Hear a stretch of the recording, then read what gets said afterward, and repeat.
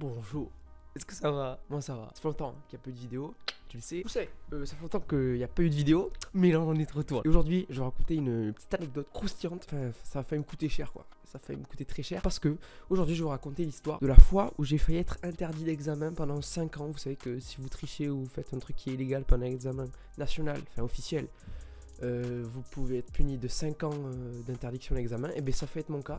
Et je vais vous raconter la petite histoire. Voilà, donc introduction. Et puis voilà, bisous.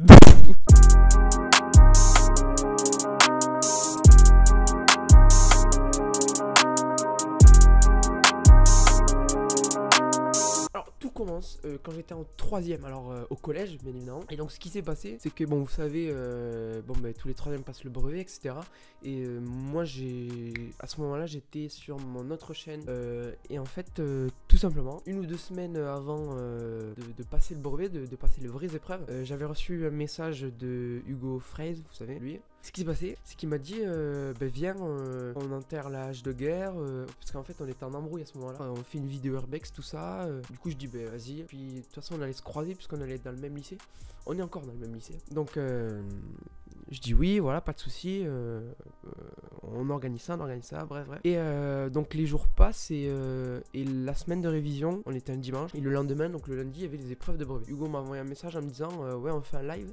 Vas-y, viens avec nous. Et du coup, on a discuté, tout ça, et on commence à parler du brevet en soi. Mais en fait, on avait le lundi, par exemple, histoire, géo, français, je sais plus quoi. Et le mardi, on avait la catégorie scientifique. C'est en fait, au niveau de l'aspect scientifique, c'est là qu'en fait j'ai fait une erreur. Au bac, enfin au brevet de physique chimie, il y avait un polycopier et il y avait que 2 ou 3 réponses à mettre sur la feuille d'examen qu'on vous donne. Et ce que j'ai fait, c'est que moi j'ai répondu aux questions qui étaient que sur le polycopier, et celles qu'il fallait écrire sur une feuille, j'y suis pas arrivé. Je finis, donc je me lève, je prends ma feuille et je l'attends au surveillant.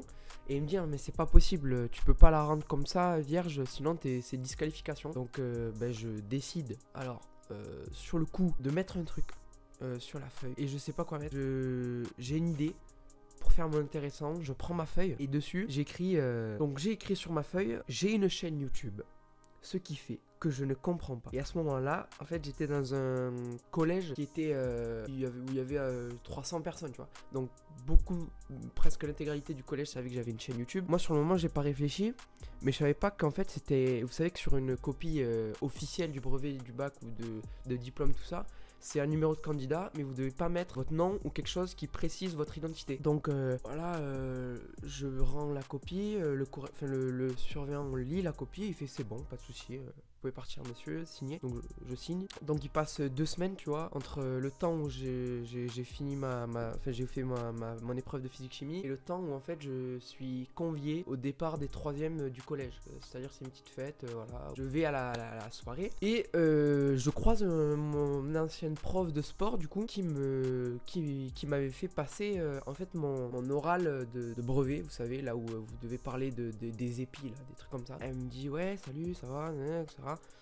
Tu as bien réussi ton oral, tu as eu 95 sur 100. Par contre, tu risques d'avoir de gros problèmes au niveau de ce que tu as marqué sur ta copie en physique chimie. Et je la regarde, je lui fais mais j'ai rien fait de spécial sur ma copie. Et elle me regarde droit dans les yeux, elle me fait t'es sûr que t'as pas marqué quelque chose qui pouvait dévoiler ton identité? Et là je réfléchis et je me dis que j'ai marqué ce que je vous ai dit. Et là je réfléchis et je me dis merde, je suis trop dans la merde.